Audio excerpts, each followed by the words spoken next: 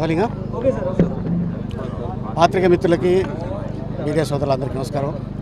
So రాజమండ్రిలో RPL, so ఇది భరత్ అన్న, అద్దరపు వాసు, అలాగే రౌత్ అన్న, అలాగే కాబోయే శ్రీనివాస్ గారు ఎంపీ గారు అండ్ వీళ్ళ ఆధ్వర్యంలో ఈ ఆర్పిఎల్ జరుగుతుంది. సో స్టేట్ వైడ్గా పిల్లలు రావడం జరిగింది ఇక్కడ. సో అందరికీ అన్ని టీములకి ఆల్ ద బెస్ట్.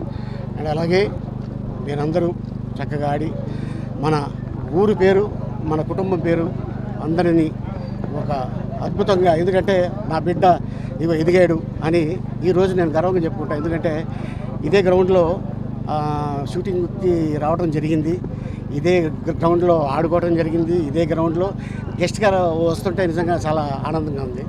అండ్ ఎందుకంటే ఇది చాలా అద్భుతమైన గ్రౌండు. ఎంతోమంది గొప్ప గొప్పోళ్ళు ఈ గ్రౌండ్ నుంచి వెళ్ళిన వాళ్ళే, ఈ కాలేజీలో చదివిన వాళ్ళే. ఎంతోమంది డైరెక్టర్స్ అవ్వచ్చు, హీరోయిన్లు అవ్వచ్చు, హీరోలు అవ్వచ్చు, క్యారెక్టర్ ఆర్టిస్టులు అవ్వచ్చు, రైటర్స్ అవ్వచ్చు, నిర్మాతలు అవ్వచ్చు, ఎంతోమంది ఇక్కడి నుంచి వెళ్ళిన వాళ్ళు ఉన్నారు.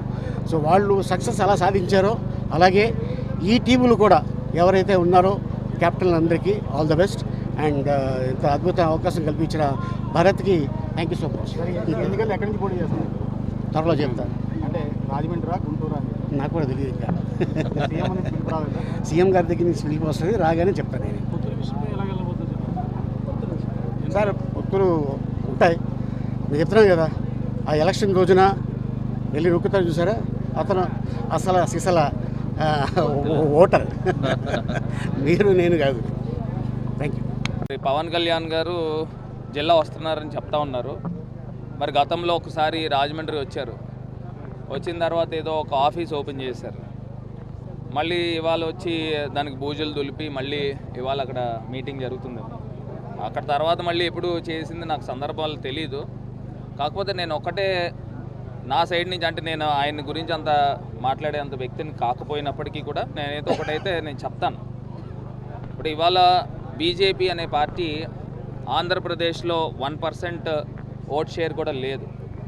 వాళ్ళు అధికార ప్రతినిధులు కానీ వారు కానీ మాట్లాడేది ఏంటంటే, మేము ముఖ్యమంత్రి రేస్లో మేము ఉన్నాము, మేము ఆ స్థాయికి మేము ఆస్పైర్ చేస్తున్నామని చెప్తా ఉన్నారు. మరి గతంలో జనసేన పార్టీకి 6-7% ఓట్ షేర్ వచ్చింది. మరి వాళ్ళు చెప్తా ఉన్నారు మా ఓట్ షేర్ ఇంకా పెరిగిందని.